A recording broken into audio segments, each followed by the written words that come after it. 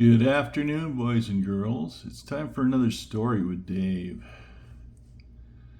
And today we're whisking you back to the year 1968.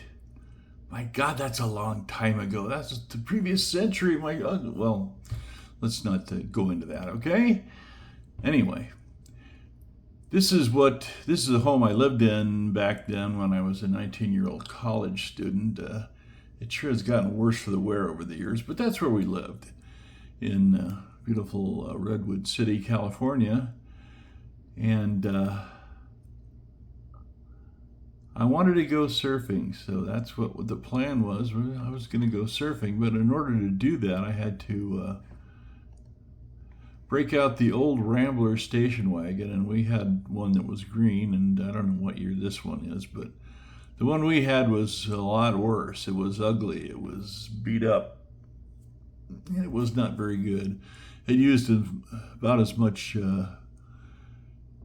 oil as it did gasoline, but it worked as a good surfmobile for me, and I had access to it. It wasn't my car. It was my mom's car, but that was the one I get to drive, except for on very special occasions. And it did the job. So we get the old Rambler out and then break out my Aloha surfboard racks, clamp them up to the roof of the old beat-up Rambler, and then I would get out my surfboard, which looked a lot like this. This is particular one is made by Bing Surfboards down in far southern California. Mine was the same kind. It was 9 feet 10 inches long, and it had 3 redwood stringers, and it looked a lot like this one, except it wasn't made by Bing. It was made by these guys, Hanson, out of Cardiff, California. Now they're at Encinitas, but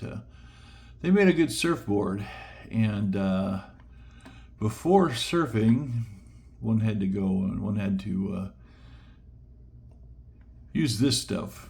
Now, what we would do is I would put a layer of hot wax on my surfboard, and it was that's just standard paraffin wax that you would use for canning. Heat that up and get it melted down, and then pour a bunch of it on the top deck of the surfboard. Now, some people think, well, that'll make it go through the water faster. No. That's not what it was about at all.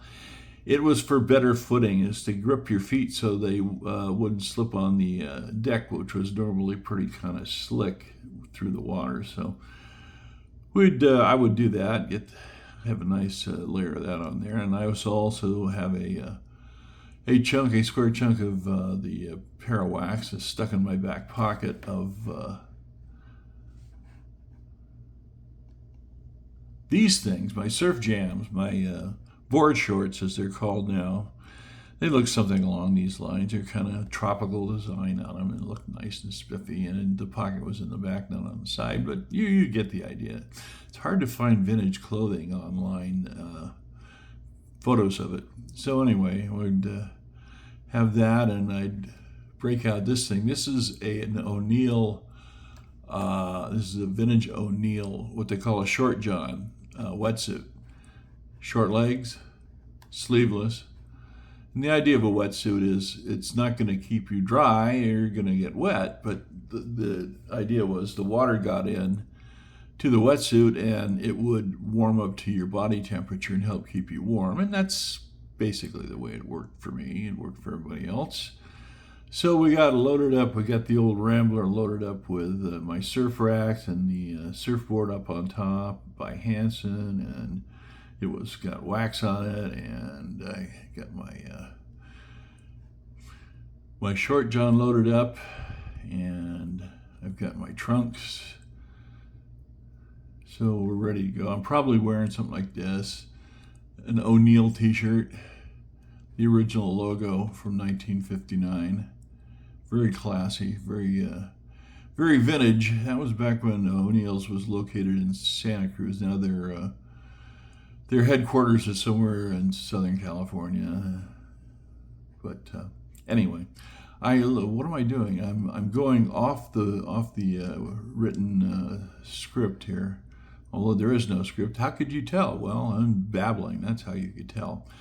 So anyway, I'd get in the old car, and here's my route from. This is generally where I lived in Redwood City. You would drive through town, up Edgewood Road to Interstate 280. Go up 280 up here near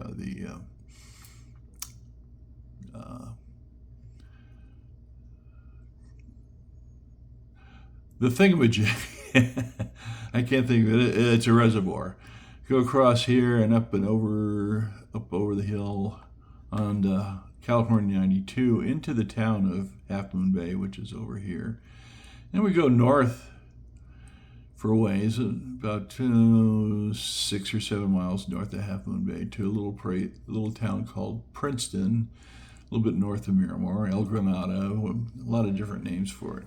But there is a great surf break there called the Breakwater. Here's a wait a minute, here we go. Here's an overhead shot from CaliforniaCoastline.org. It's kind of fuzzy, but the break here is not bad. It's like it depends on the tide and the swell direction, etc., etc. But you can see these little black dots in the water. Those are surfers out there. So we'll get a better shot here. Here we go. Much clearer picture. There's a foghorn out here at the entrance to the Pillar Point Yacht Harbor.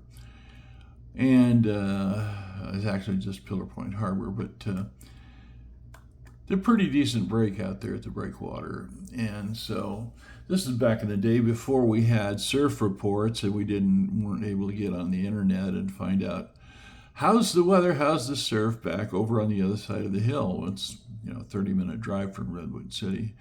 We didn't know. The way to find out was to go over the hill and be there and see. So I'd get over there, and if this place wasn't breaking,